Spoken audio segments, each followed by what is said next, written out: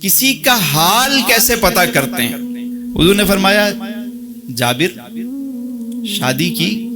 کہا یا رسول اللہ شادی کر لی۔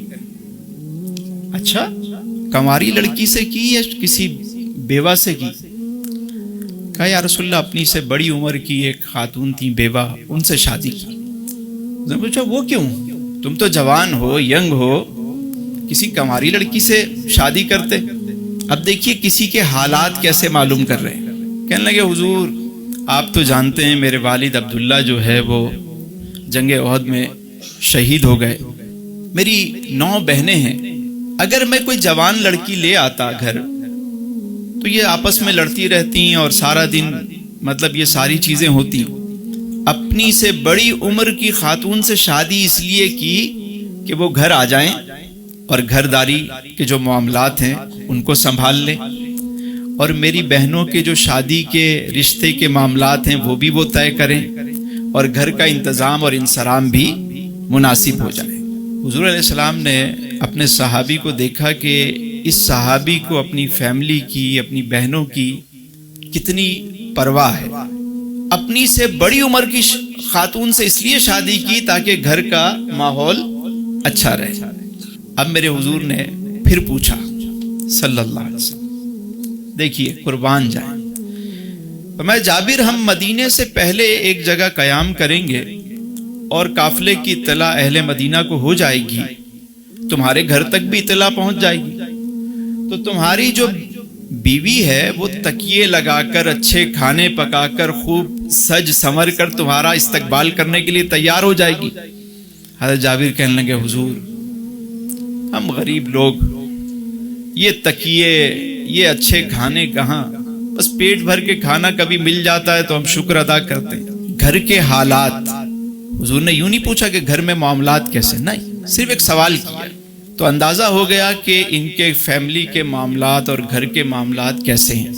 سواری چل رہی ہے، قافلہ آگے بڑھ رہا ہے، تو میرے آقا کریم علیہ السلام نے ارشاد فرمایا جابر اپنا یہ اونٹ بیچو گے مجھے؟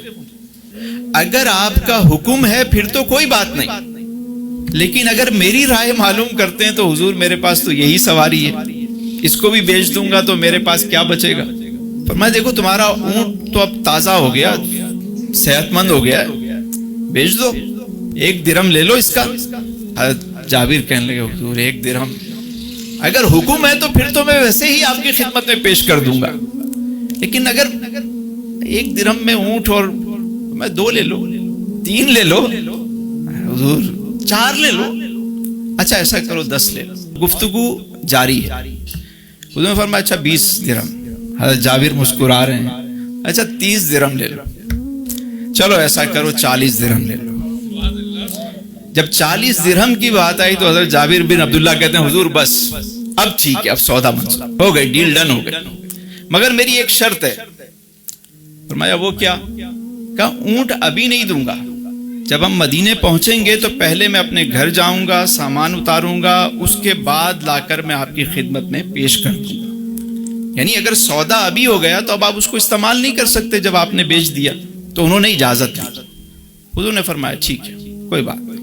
مدینے پہنچ گیا قافلہ، حضرت جابر اپنے گھر چلے گئے، حضور علیہ السلام مسجد نبی میں تشریف لائے، آرام کیا، اپنے نوافل ادا کیے، لوگوں سے ملاقات کی۔ تھوڑی دیر گزری تو حضرت جابر اپنا اونٹ لے کر حضور علیہ السلام کی خدمت میں حاضر ہو گئے۔ بڑی توجہ سے سنیے گا بات، یہ بڑی محبت والی بات عرض کرنے لگا۔ جب اونٹ آ گیا میرے حضور نے کیا فرمایا؟ فرمایا بلال 40 درہم بھی دو اور تھوڑا سا سوا بھی دو۔ حضرت بلال نے 40 درہم دیے، چند درہم الگ سے دیے۔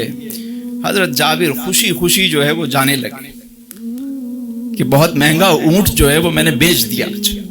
اس وقت اتنی مطلب قیمت نہیں تھی اس اونٹ کی۔